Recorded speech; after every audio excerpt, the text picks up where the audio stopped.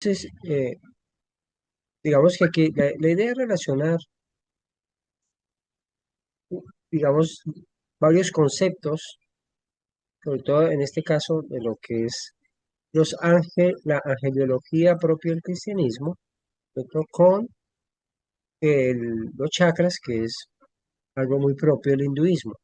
Si bien es cierto, ambos temas los tocan los unos y los otros, en el sentido en que en el hinduismo no hablan propiamente de ángeles, pero sí hablan de devas, ¿cierto? Que es Mm, como dioses. A ujú, veces se piensa que el hinduismo y el cristianismo son totalmente diferentes porque se dice que el hinduismo es politeísta y el cristianismo es monoteísta. Sin embargo, la diferencia básicamente no es de palabra porque cuando en el hinduismo hablan de devas, ¿cierto? En cierta forma, como lo vamos a ver en el desarrollo como de este semestre, vamos a comprender que estamos hablando de lo mismo, que devas y ángeles son la misma cosa. mm, Entonces, y en realidad en cualquiera de las dos religiones no se discute, digamos, la, la unidad y la presencia del absoluto, que es como lo que realmente importa, o sea, la presencia del Dios único. Eh, entonces, realmente nosotros mm, tenemos que empezar a comprender, ¿no? Que todo parte de un Dios único, todo parte, digamos, de esa unidad propia del Dios absoluto. Sin embargo, cuando comienza la creación, ¿cierto? Nosotros en el cristianismo tenemos el concepto de la Trinidad Divina como Padre, Hijo y Espíritu Santo, donde el Dios Padre es el Dios creador, es el principio creador incognoscible. Es, en otras palabras, el primer principio que no tiene principio. Es de aquel del cual nosotros no podemos decir cuándo nació, de quién surgió o quién es el padre del padre. El padre no tiene principio. Bueno, por eso nosotros no podemos decir acerca de la existencia propia de algo que no tiene principio. Por eso muchas veces nos referimos a ese término del padre como aquello que todavía no es. Sin embargo, aparece la segunda persona de la Trinidad Divina, que es el Hijo, que es parte de Dios. El Hijo es parte de Dios. Es decir, estamos diciendo que el Padre, mirándose a sí mismo, conoce de su propia existencia. O sea, es el autoconocimiento de Dios. El Espíritu Santo es la tercera persona y se dice en las escuelas herméticas o escuelas sagradas, se habla de Foa, o el Espíritu Santo se habla del lazo que une ese Padre con el Hijo. Ese lazo que une eh, el Padre con el Hijo es el amor. Entonces, veámoslo de otra manera. Esa Trinidad, Padre, Hijo y Espíritu Santo, dentro de la teología cristiana, dice que el Padre o el Dios creador se conoció y se engendró a sí mismo como el Hijo y al conocerse se amó. Esa es como parte de la lectura de las escrituras, ¿no es cierto? Eh, donde se habla en esos términos. Repito, dice así, el Dios creador se conoció, se engendró a sí mismo, el Hijo, y al conocerse se amó. Ese amor representa el Espíritu Santo o el lazo de unión entre el Dios creador y el Hijo creado. Cuando se habla del Hijo, entonces por eso se habla como el Hijo primogénito de Dios. Realmente el Padre y el Hijo son la misma cosa. El uno representa lo no manifestado y el Hijo representa lo manifestado.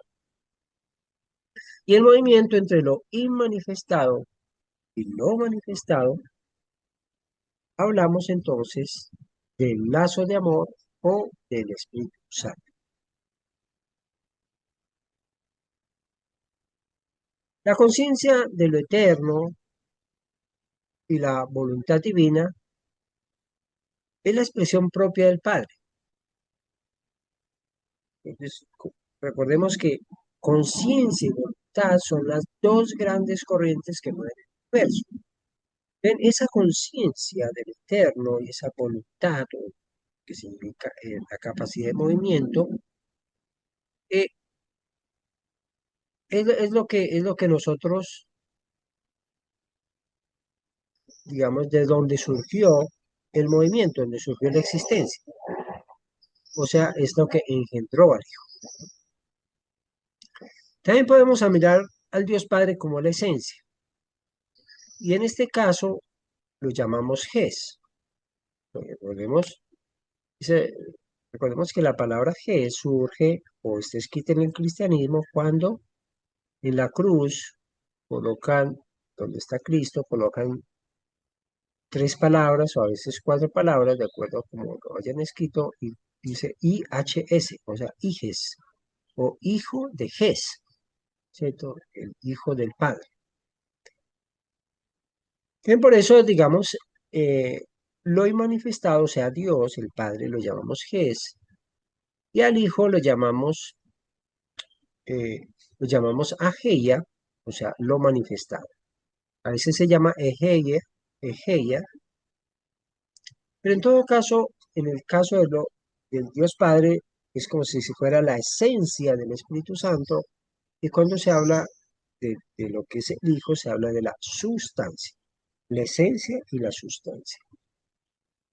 Y el movimiento entre la esencia y la sustancia es el lazo de amor, es Foa. Entonces estamos hablando que el amor es realmente el primer misterio que está en el despertar de la humanidad. ¿Cierto? Entonces nosotros vamos a descubrir que la creación parte de ese primer ternario, Padre, Hijo y Espíritu Santo. Quiere decir que en ese instante todavía, digamos, como dice el dicho, en el instante en que está la Trinidad Divina primera, nosotros todavía no vamos a ver nada, ¿cierto? Sino simplemente es el momento en que se hace posible un nuevo despertar a la manifestación. Esto, distingámoslo bien, ¿qué significa? Que antes del despertar existía, yéndonos un poco por el hinduismo, lo que se llama el pralaya o el mahapralaya. O sea, pralaya significa la noche y el mahapralaya significa la gran noche. Cuando se habla de la gran noche significa que hay un momento en todo el universo en que el universo se resume todo en sí mismo. Es decir, solo existe el espíritu en sí, sin distinciones. No hay diferenciación ni hay manifestación. Todo se resume en la gran noche. Ese es el Mahapralaya. Luego está el Manvantara, se llama despertar espiritual, donde amanece el día cósmico. Ese nuevo día cósmico, nosotros lo llamamos el Manvantara. Bueno, entonces, ¿pero qué significa esto? Que ya al comenzar ese Manvantara, entonces ya aparece la Trinidad Divina, o podemos percibir la Trinidad Divina. Eso significa, digamos, que la, el ternario o la Trinidad Divina existe por siempre y eternamente, pero en forma potencial, sino que en el momento del despertar se empieza a manifestar. Luego vamos a ver con más detenimiento que Existen ya desde el proceso de manifestación un ternario que es potencial, del que estamos hablando, que es como el ternario supremo o la Trinidad Suprema. Hay otro ternario que es el de la manifestación creativa y hay otro ternario que es el triángulo de la vida. Pero bueno, digamos que dejémoslo en ese momento. Pero vamos a tratar de entender un poco, ya vislumbrando ese primer ternario, porque de allí nos vamos a desencadenar el tema. Hablamos del ternario, de la Trinidad Divina, porque de allí nosotros sacamos el concepto, o de allí se van a desprender el concepto de qué significan los ángeles. Entonces, pero dejemos ahí como ternario, Padre, Hijo y Espíritu Santo. Y vamos a ver un poquito entonces la Trinidad desde otra perspectiva. Cuando nosotros vemos esa perspectiva de la Trinidad Divina, esa Trinidad Divina se percibe en todas las religiones. Simplemente se observan desde diferentes perspectivas.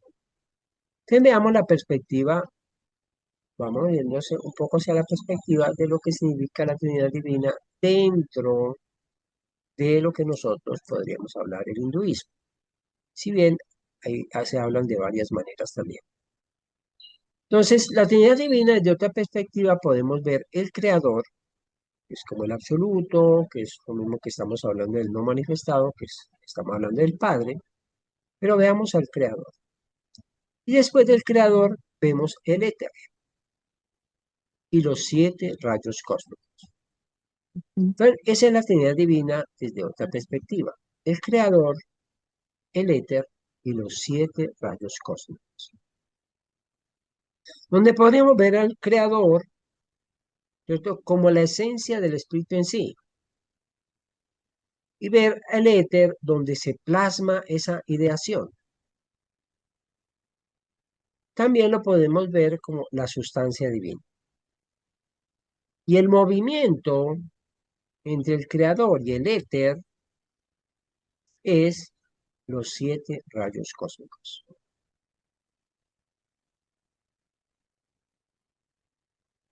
Aquí vamos a observar que la creación y el surgimiento de las 3 personas son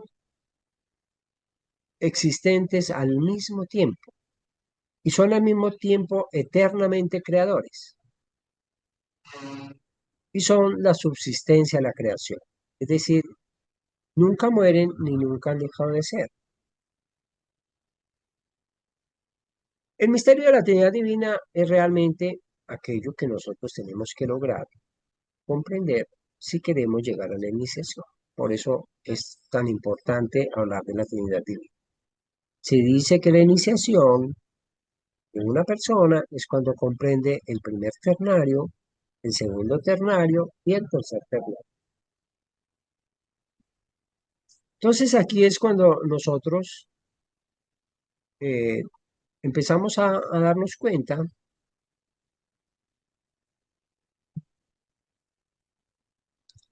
de que de qué somos nosotros y cómo podemos comprender, esto. Tenemos que comprender que las almas somos individuales y que se percibe en un momento de conciencia como personalidad separada unas de otras. Nosotros pensamos que Germán es diferente a Yolanda, que Soraya es diferente a Alexandra, que Adela es diferente a Edison y que Saúl es diferente a Germán. Pensamos que somos totalmente independientes, yo soy yo y usted es usted.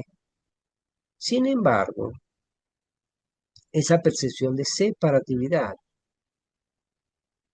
sería contrario a cuando nosotros hablamos de un Dios único, porque estamos hablando de que existe un Dios que abarca todo y que todos somos uno. Entonces, y sin embargo, nosotros sentimos en nuestro interior que yo soy yo y tú eres tú. Esa ley, que es una contrariedad, ¿cierto? Algo que es como absurdo ante nuestros ojos, se llama la ley de contrariedad analógica. Esa ley de contrariedad analógica solo se explica o solo la vamos a poder ir entendiendo a través no de la razón, sino de una mente intuitiva.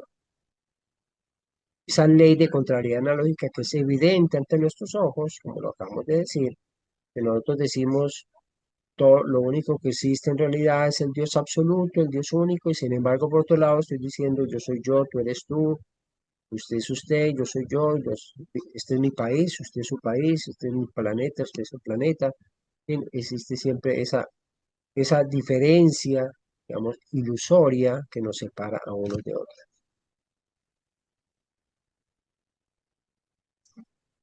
Vemos entonces que, que existe, digamos ya, lo que estamos hablando de ciertas maneras, estamos hablando de la teología.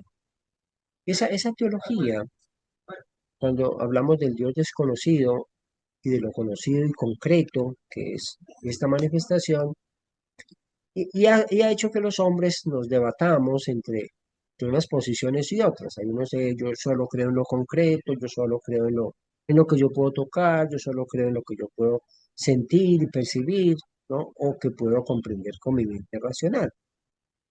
Entonces, digamos que, y otros dicen que no, que la verdad, o que todo lo que hay es ilusorio porque todo pasa y todo muere, y lo único permanente es el cambio. Entonces, digamos que tiene diferentes matices y existe entonces la teología del no ser y la teología del ser. Realmente hay una teología que abarca las dos. Esa teología se llama la teología de la emanación. Esa teología siempre tiene como regla principal la unidad absoluta de Dios. Es decir, que nada está por fuera de Dios y nada existe sin que Dios lo permita. Hay algunos que hablan en cierta forma ilusoria y dicen, no, Dios es lo bueno, el diablo es lo malo. No, el bien y el mal existen como fuerzas de dualidad que nos llevan y nos conducen siempre al conocimiento del Dios absoluto. El Dios absoluto está más allá del bien y el mal, está más allá de la dualidad, está más allá de lo masculino femenino, está más allá de lo activo y receptivo, está más allá del pasado y el presente, y el futuro, está más allá de toda esa variabilidad. El Dios absoluto, digamos, es único.